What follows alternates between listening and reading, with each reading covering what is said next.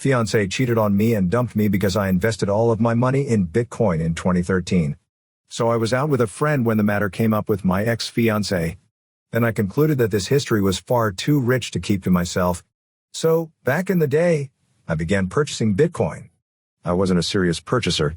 I just thought it was a cool idea because I had just proposed to my ex and things were going well. I began to study more about the concept of a decentralized system. Modern banking is ruining the economy, and government-issued currencies have melted over time. It just made perfect sense. As a result, I began to seriously consider purchasing more.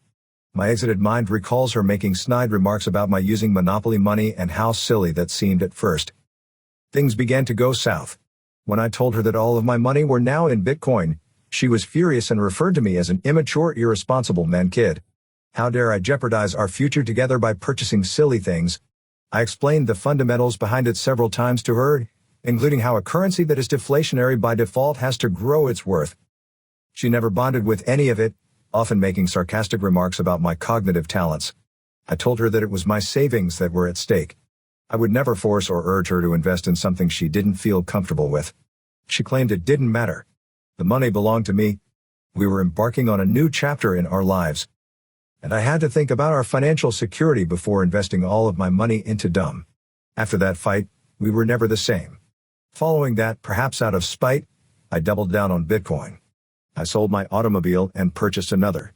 I used to be overweight, but I shed 25 pounds by riding to work. We began to resent one another more and more each day. A year after the major argument, I realized she was avoiding a coworker, and a shoulder to weep on became a D** to ride on after a bad fight. She removed the ring and hurled it at me, adding, "I hope you finally realize how foolish you are when you are bankrupt and alone." She began dating the coworker not long after her family supported her and all despised my guts. Those were trying times. The price continued to fall. I doubted myself numerous times, but I persisted, and my investment paid off. After the first spike, I sold some of it for a profit above my initial investment, held some, and then repurchased when it reached 5. I won't get into specifics regarding my finances, but suffice it to say that I don't have to worry about money anymore. After so much had happened, my ex had faded into obscurity. I ran upon an old friend who used to live in another country last week. He's a mutual buddy of me and my ex. We had a fantastic time catching up until the subject turned to my ex.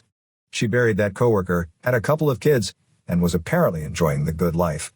She believed it was impossible with me. That's fantastic. That was the situation until her husband's firm failed due to COVID. And she discovered his affair with a 20-year-old sugar baby.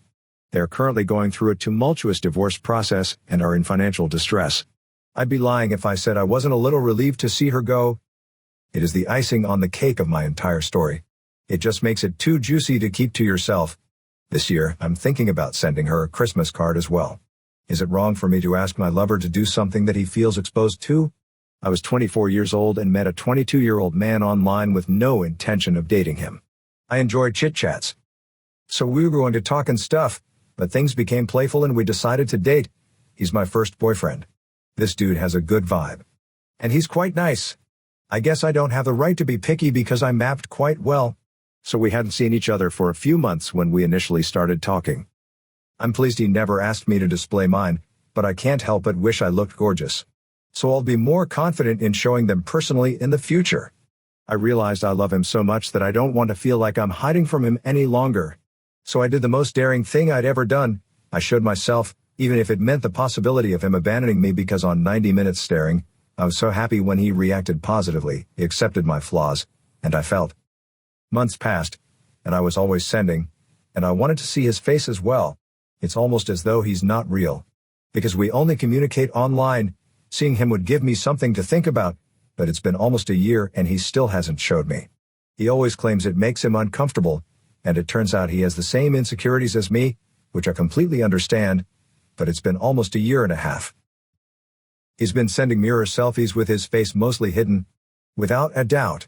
And these mirror selfies only happen once or twice a year. I'm not even sure I'm willing to face it on a regular basis. My greatest fear is for him, yet he can do the same for me. We eventually split up as a result of this. I told him this is what I want. And that is what would make him more real to me, not simply some alerts I get on a regular basis, even if his face is that ridiculous Bitmoji he has on Snapchat. To my disappointment, I just want us to be like any other couple. He opted to break up with me rather than show me. But I adore him far too much. We're obviously still together.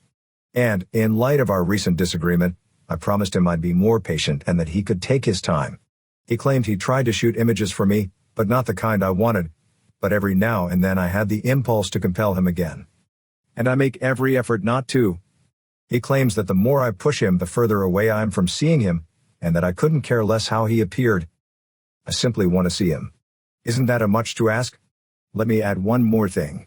I don't think he's trying to hide his age or anything since I've seen him, but it was an accident flipped camera by mistake twice, but it was so quick that I don't remember what he looked like, but he's not some elderly person. He appeared to be all right, but scared and insecure. TLDR, I literally pushed my boyfriend to show me his face, which he continually rejected since he, like me, self-conscious about his appearance.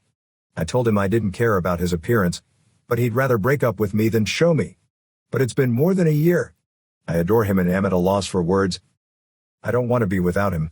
Story 3, I'm 30 years old and my parents continue to utilize the silent treatment to keep control. Is it possible that I'm being overly sensitive?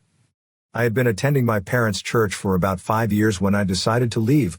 It's extremely extreme, and it's actually been labeled as a sectarian group that practices excommunication. And the Christian teachings are extremely fundamentalist to the point where other Christians are viewed as lesser or lazy in comparison. While they do not say it explicitly, it is considered worse for an individual to leave this group and attend a different church rather than leaving and never returning to church. Anyway, I digress. Because I left this group, I was naturally dropped from My parents pretended it wasn't occurring for a long, but I finally informed them that I had a boyfriend and will never return to that group due of COVID. My excommunication meeting has been postponed. Their reaction was to simply ignore, shut down, and give me the silent treatment. My father said I betrayed them and then left the conversation I was having. It was heartbreaking to inform my partner that they had no intention of meeting him. I haven't heard from my mother since I wished her a happy birthday on October 1st, and my father, who works in the same building as me, completely ignores me and looks right past me. As a child, the silent treatment was quite successful with me as a kind of control when we passed in the hallway. They didn't lie if I came home late or if they went through my phone or notebooks and found something. They just became stony silence and they would sometimes listen in on my phone talks with pals, and I could only have an email account that they could access when certain scenarios occurred. My uneasiness would rise, and I would ask inquiries only to be ignored. I'd get agitated and cry, pleading with them to talk to me. And it would often take them days to tell me what I had done wrong. I believed it was typical to revere your parents and regard them as the all-knowing authority, especially in a church atmosphere. That was the case. When I was older, I understood that this style of parenting was common even inside the fundamentalist church. People used to make fun of the fact that my brothers and I were held firmly under the thumb and scarcely had room to breathe. Therapy has helped me recognize that this conduct was and continues to be immature and abusive. I realize that this is a bad way to communicate with anybody, let alone your children. However, I am aware that it is pointless to bring this up with I attempted it once, and when my mother told me I was hallucinating, I recognized it would never be a meaningful dialogue and that I just needed to get over it myself. But, emotionally, it feels strange to be different from my parents and to be coping with such adolescent acts. I occasionally feel envy of others who have adult ties with their parents. Even when I don't see my parents, there's always a lot of emphasis on them. I'm frequently labeled as defensive and reacting, which is the polar opposite of what others say about me. Even ex-partners who are more than happy to point out my flaws.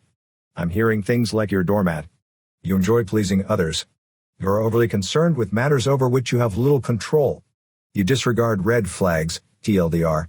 I can't help but feel like I'm squandering my family relationships by simply accepting their conduct and understanding that I can't do anything about it. Every day, they become more alien to me. And I feel bad for causing this and damaging my own life.